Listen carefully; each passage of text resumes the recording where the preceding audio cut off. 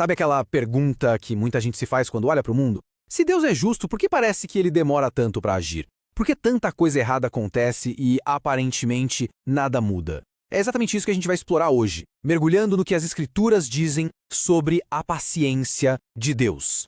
E a chave para começar a entender tudo isso está, na verdade, bem aqui, nesse versículo. Ele muda completamente a nossa perspectiva do que a gente chama de demora. Não é que Deus não esteja agindo, é que a paciência dele tem um objetivo muito claro: dar uma chance para todo mundo se arrepender. Aí é que tá, né? Fica essa pergunta no ar. Se o objetivo da paciência é o arrependimento, o que acontece quando a pessoa não se arrepende? Essa espera tem um fim. A resposta que a gente encontra nas fontes é, olha, um pouco mais complexa do que um simples sim ou não.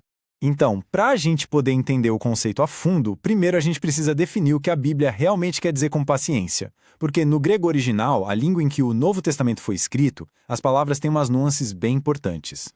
E olha que curioso, as Escrituras usam principalmente duas palavras diferentes para paciência. Uma é upomone, que é tipo a perseverança que a gente tem com problemas, sabe? Aguentar firme uma situação difícil. Mas a palavra que usam para falar de Deus e sua espera é macrotomia, que é uma paciência focada especificamente em pessoas. Então, o que a gente precisa sacar é o seguinte: macrothumia, que a gente traduz como longanimidade, não tem nada a ver com ser passivo. Pelo contrário, é um autocontrole ativo. É a decisão de segurar a raiva, mesmo tendo todo o motivo e o poder para agir. É uma escolha de esperar.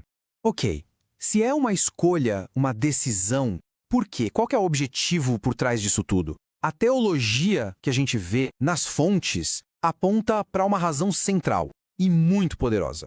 E essa passagem de Romanos aqui, nossa, ela joga uma luz nisso de um jeito brilhante. A paciência não é um sinal de que Deus está ignorando o erro. É exatamente o oposto. É um ato de bondade, uma ferramenta de misericórdia, feita para dar tempo e espaço para uma mudança de coração acontecer. Ou seja, resumindo a história toda, essa espera serve para várias coisas. Não é só para dar uma chance de salvação. É também uma forma de mostrar o caráter de Deus, o amor dele e até de ele manter sua própria honra, cumprindo o que prometeu. Tá bom, já entendemos a teoria. Mas e na prática? Como isso funciona no dia a dia? Vamos ver alguns exemplos concretos das Escrituras que mostram essa paciência em ação. Pensa na parábola da figueira. É uma imagem perfeita disso. O dono da vinha tinha todo o direito de cortar aquela árvore que não dava fruto. Mas aí o agricultor chega e pede: calma, me dá mais um ano. Deixa eu cuidar dela, adubar, mais uma chance. Essa é a imagem da longanimidade. Um tempo extra de propósito para ver se o fruto aparece. Isso não acontece só no individual, não. Se a gente olhar numa escala bem maior, como nos tempos de Noé, o princípio é o mesmo. Foram décadas com a arca sendo construída ali à vista de todos, um aviso constante. A paciência de Deus estava ali em exibição. Mas, como a gente sabe, ela teve um fim. Agora, talvez o exemplo que mais toca a gente seja o de Pedro.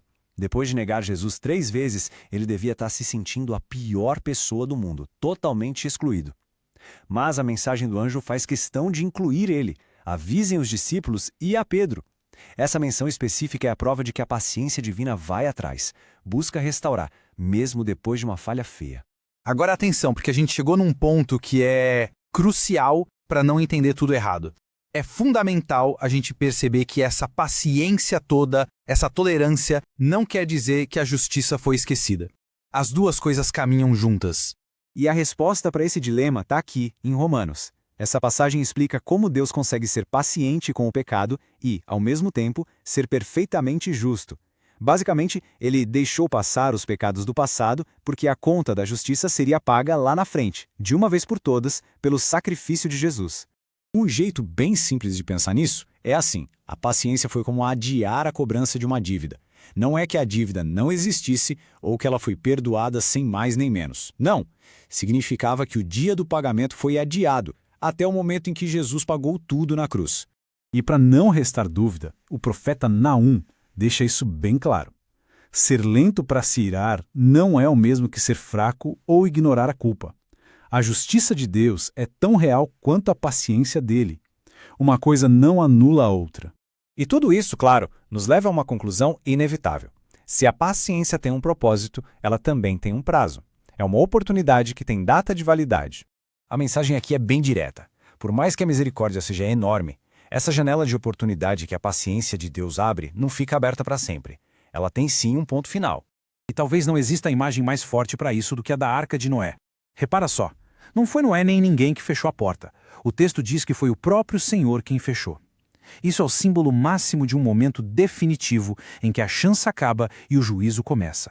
E para cada pessoa, o que as Escrituras ensinam é que existe uma vida para responder a esse chamado. A Bíblia afirma que, depois da morte, vem o juízo. Isso vai contra qualquer ideia de uma segunda chance depois daqui. A oportunidade é agora. Então, no fim das contas, a grande questão talvez mude de foco. Não é só por que Deus espera, mas sim uma pergunta mais pessoal. O que está sendo feito com esse tempo de espera que Ele concede?